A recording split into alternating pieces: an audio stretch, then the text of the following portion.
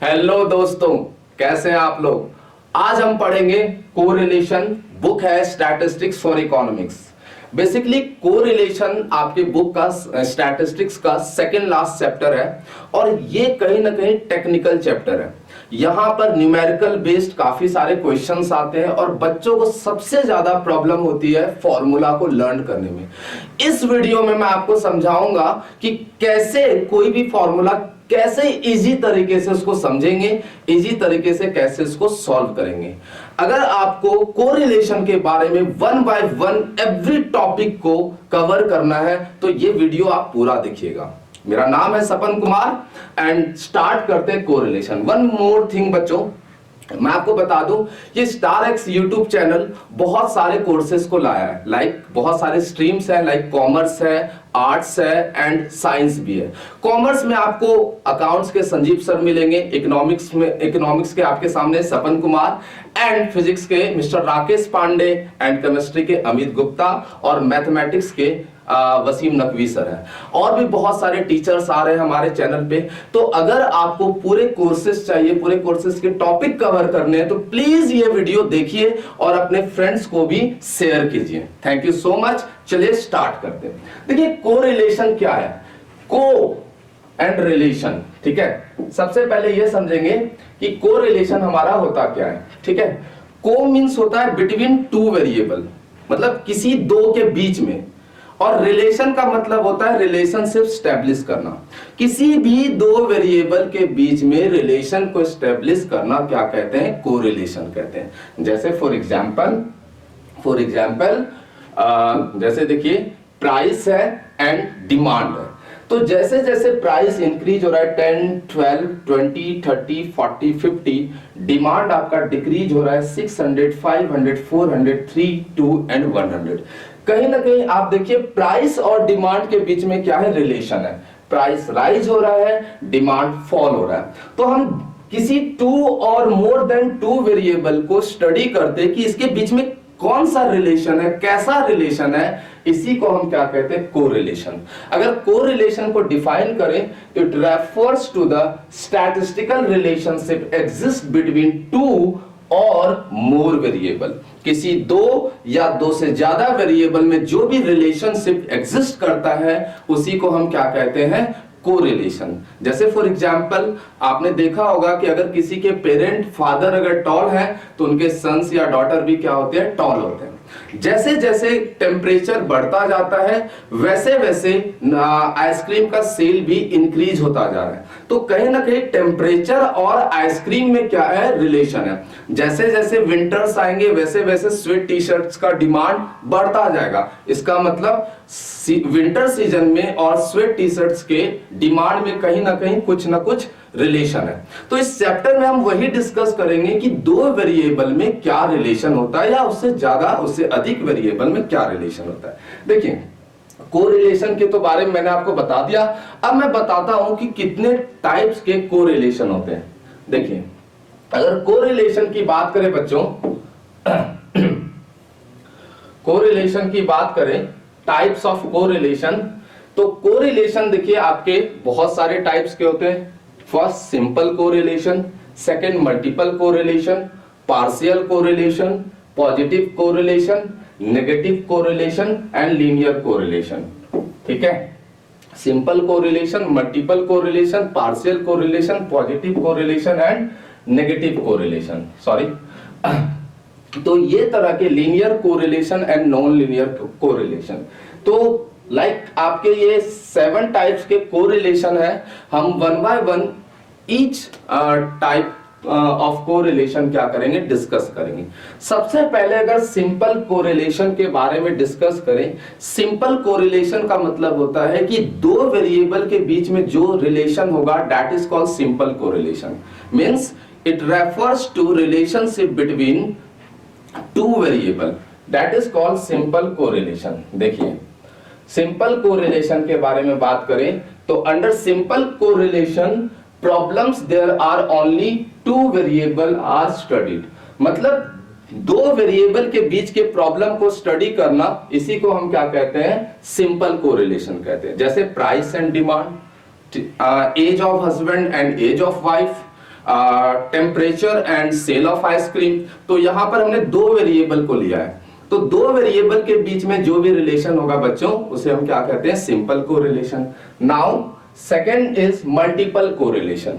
जब 3 या more than 3 variable के बीच में हम रिलेशन को शो करते हैं उसे कहते हैं multiple correlation. Like price, cost and आपका सेल, ये 3 वेरिएबल है, कॉस्ट, प्राइस, सेल, इन तीनों में रिलेशन है, that is called multiple correlation.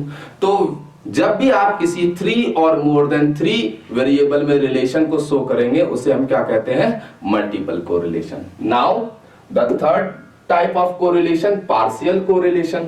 Partial correlation क्या होता है, एक एग्जांपल से समझाता हूं आपको। अगर आपने डिमांड पढ़ा होगा, ठीक है, तो क्या होता है कि डिमांड जो है प्राइस से अफेक्ट करता है। When price rises the demand will fall and when price falls demand rises. So we know that there is a negative relation between price and demand. But सिर्फ price and demand में ही relation नहीं होता, demand के साथ सिर्फ price का relation नहीं होता, other factors के भी relation होते हैं। For example like taste and preference, income of consumer, expectations, fashion, ठीक है, या आप कह सकते हैं कि लाइक आपका हो गया price of related goods like substitute and complementary goods. तो जब हम प्राइस और डिमांड के बीच रिलेशन को शो करते हैं तो अदर फैक्टर को कांस्टेंट रखते हैं। जब आपने पढ़ा होगा other things remain constant when price of commodity falls demand rises, okay, and vice versa. तो आपने यहां पर क्या किया, आपने क्या किया बेटा, देखिए यहां पर क्या है कि ये प्राइस और क्वांटिटी के बीच में जब आपने रिलेशन को शो किया है तो ये जो अदर फैक्टर्स है, price of related goods, income of consumer, taste and preference and expectations, ठीक है, इनको आपने कांस्टेंट रखा है। फिर जब हम क्वांटिटी को रिलेटेड गुड्स से हम कंपेयर करते हैं तो बाकी को हम क्या रखते हैं, कांस्टेंट रखते हैं। जब इनकम को क्वांटिटी से कंपेयर करते हैं तो बाकी को क्या करते हैं, कांस्टेंट रखते हैं। तो ऐसे रिलेशन को हम क्या कहते हैं, partial correlation. Means it refers to the relationship studied between two variable keeping other are constant. मतलब बाकी को आपने क्या रखा है, कांस्टेंट रखा है, तो this is called partial correlation. तो हमने सिंपल, मल्टीपल एंड पार्शियल को समझा। अब आगे चलते हैं linear positive negative and linear non linear को समझते हैं। देखिए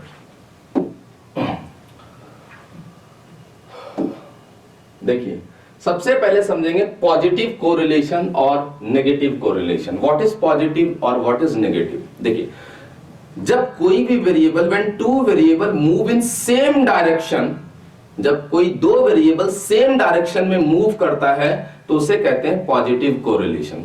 फॉर एग्जांपल जैसे कि height of father and height of son. If height of father is very high, तो वेरी टॉल, तो उस समय क्या होगा, सन के भी हाइट क्या होंगे, टॉल होंगे, ज्यादा होगा, ठीक है।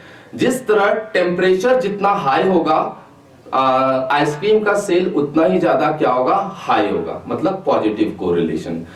प्राइस जितना इंक्रीज होगा सप्लाई उतना ही ज्यादा क्या होगा, इंक्रीज होगा, मतलब पॉजिटिव कोरिलेशन। तो जब दो वेरिएबल सेम डायरेक्शन में मूव करता है, when two variable move in same direction is called positive correlation. For example देखिए height of father in centimeter and height of sons in centimeter. तो जैसे जैसे फादर की हाइट अलग अलग फादर की हाइट है, उसी तरह उनके सन्स के भी अलग अलग हाइट है। तो हाइट इंक्रीज हो रहा है फादर की, तो सन की भी हाइट क्या हो रही है, इंक्रीज हो रही है। तो इसे हम क्या कहते हैं, पॉजिटिव कोरिलेशन कहते हैं। नेगेटिव कोरिलेशन क्या होता है, when two variable move in opposite direction, that is called negative correlation. Okay, जब कोई भी दो वेरिएबल अपोजिट डायरेक्शन में मूव करता है उसे कहते हैं नेगेटिव। जैसे प्राइस राइज होगा तो डिमांड क्या होगा, फॉल। प्राइस राइज होने से डिमांड फॉल हो रहा है, तो दोनों अपोजिट डायरेक्शन में जा रहे हैं, इसे क्या कहते हैं, नेगेटिव कोरिलेशन। जैसे जैसे आप कह सकते हैं कि विंटर सीजन आता है, ठीक है, या मैं आपको इसको क्वांटिटेटिव टर्म्स में बता रहा हूं, जितना टेम्परेचर लो होगा, जितना टेम्परेचर कम होगा, स्वेट टी शर्ट्स जैकेट्स इनका डिमांड उतना ही ज्यादा हाई होगा। तो टेम्परेचर और स्वेट टी शर्ट्स और जैकेट्स के डिमांड में कौन सा रिलेशन है, नेगेटिव रिलेशन है, ठीक है। तो अगर नेगेटिव रिलेशन को डिफाइन करें हम, तो नेगेटिव रिलेशन क्या होगा, when two variables move in same, sorry this is not same, this is not same, it is a typing error, okay. When two variable, sorry, when two variable move in opposite direction, okay, जब दो variable opposite direction में move करता है तो उसे हम क्या कहते हैं, नेगेटिव कोरिलेशन कहते हैं।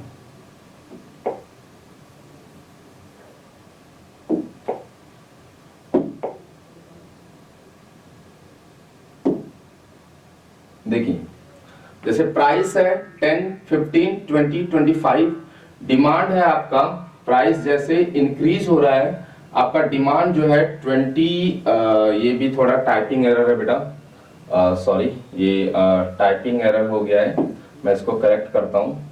प्राइस इंक्रीज होगा 10, 15, 20, 25, डिमांड आपका हो रहा है, डिमांड 50, ठीक है, 40, 30 एंड 20। जैसे जैसे प्राइस राइज होगा, डिमांड आपका क्या होगा, फॉल होगा, this is called negative correlation. ये टाइपिंग एरर है, प्लीज इस पे ध्यान दीजिएगा। जैसे जैसे प्राइस आपका राइज होगा, डिमांड फॉल होगा, दिस इज कॉल्ड नेगेटिव। तो अगर सेम डायरेक्शन में मूव कर रहा है तो पॉजिटिव, एंड अपोजिट डायरेक्शन में मूव कर रहा है तो उसे हम क्या कहते हैं, नेगेटिव कोरिलेशन। अब हम चलते हैं लीनियर और नॉन लीनियर कोरिलेशन को समझने के लिए। देखिए, अगर लीनियर कोरिलेशन की बात करें, लीनियर कोरिलेशन की बात करें बेटा, देखिए, हाँ, linear and non linear correlation, okay.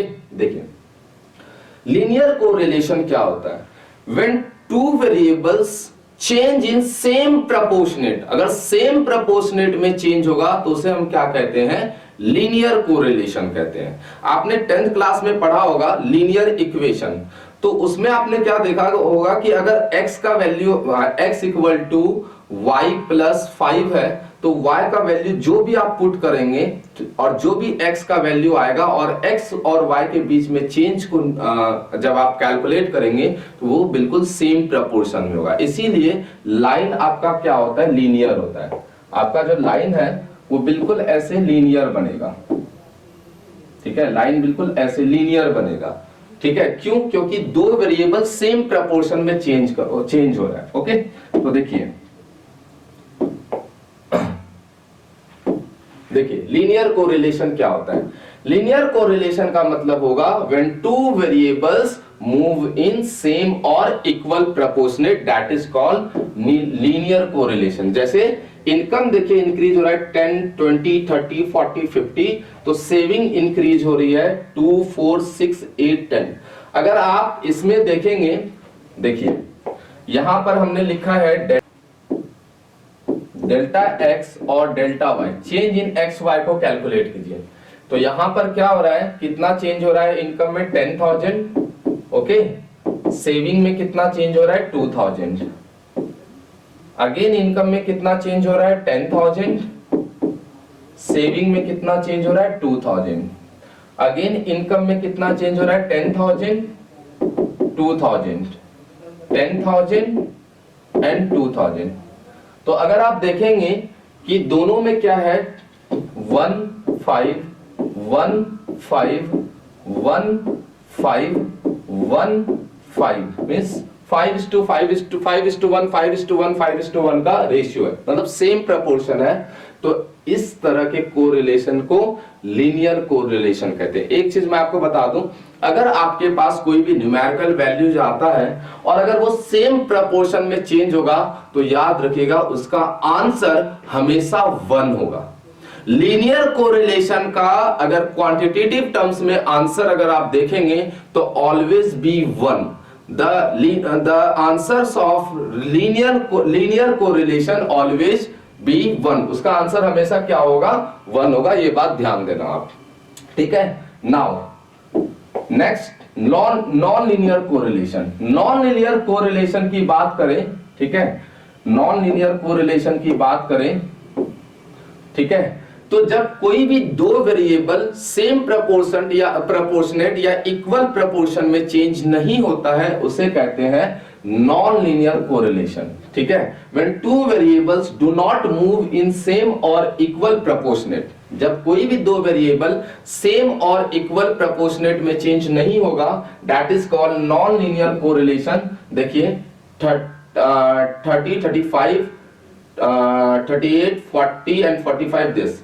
अगर यहां पर हम चेंज देखें बच्चों, यहां पर हम चेंज देखें तो यहां देखिए कितना x में कितना चेंज हुआ है। यहां चेंज हुआ है 5 का, यहां चेंज हुआ है 3 का, यहां चेंज हुआ है 2 का और यहां चेंज हुआ है 5। This is delta x। और y में अगर चेंज देखेंगे, ठीक है, तो यहां चेंज हुआ है आपका 1000 का, यहां चेंज हुआ है आपका 500, यहां चेंज हुआ है 500 और यहां चेंज हुआ है 2000 का, ठीक है। तो इन दोनों में रेशियो देखिए 5:1000, 3:500, 2:500 एंड 5:2000। सेम प्रपोर्शन में चेंज नहीं हो रहा है।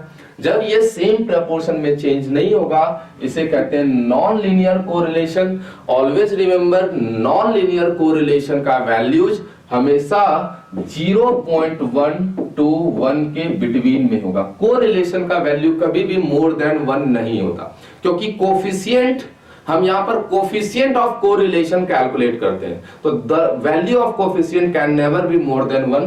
ऑलवेज रिमेंबर इसका वैल्यू हमेशा 0.1 और 1 के बिटवीन या इक्वल टू 1 होगा, मोर देन 1 नहीं होगा। तो ये था आपका linear and non linear correlation. तो अभी मैंने आपको बच्चे ये समझाया कि आपका कोरिलेशन क्या होता है, टाइप्स ऑफ कोरिलेशन क्या है, ठीक है, लीनियर नॉन लीनियर कोरिलेशन किसे कहते हैं, पॉजिटिव कोरिलेशन किसे कहते हैं, नेगेटिव कोरिलेशन किसे कहते हैं। ओके, ये थ्योरेटिकल पार्ट जो आपके पेपर, ये जो मैं करा रहा हूं ये क्लास 11 के पॉइंट ऑफ व्यू से करा रहा हूं। कोरिलेशन में थ्योरेटिकली और भी बहुत सारी चीजें हैं जो कि वो आगे लेवल का है, बीकॉम या अदर लेवल का है, लेकिन क्लास 11 के पॉइंट ऑफ व्यू से इतना ही थ्योरेटिकल आपका सिलेबस में है, इससे ज्यादा सिलेबस में नहीं है, क्योंकि मैं सिर्फ एनसीईआरटी सिलेबस को फॉलो कर रहा हूं। अब हम नेक्स्ट वीडियो में ये देखेंगे बेटा कि हमारा न्यूमेरिकल सेक्शन कैसे सॉल्व करते हैं, कैसे हम इजी तरीके से कोरिलेशन के न्यूमेरिकल सेक्शन को सॉल्व करेंगे। आई होप आपको ये वीडियो जरूर पसंद आया होगा। अगर ये वीडियो आपको पसंद आया है तो प्लीज लाइक कीजिए, सब्सक्राइब कीजिए एंड बेल बटन को दबाना मत भूलें। Thank you so much. आपका सपन कुमार।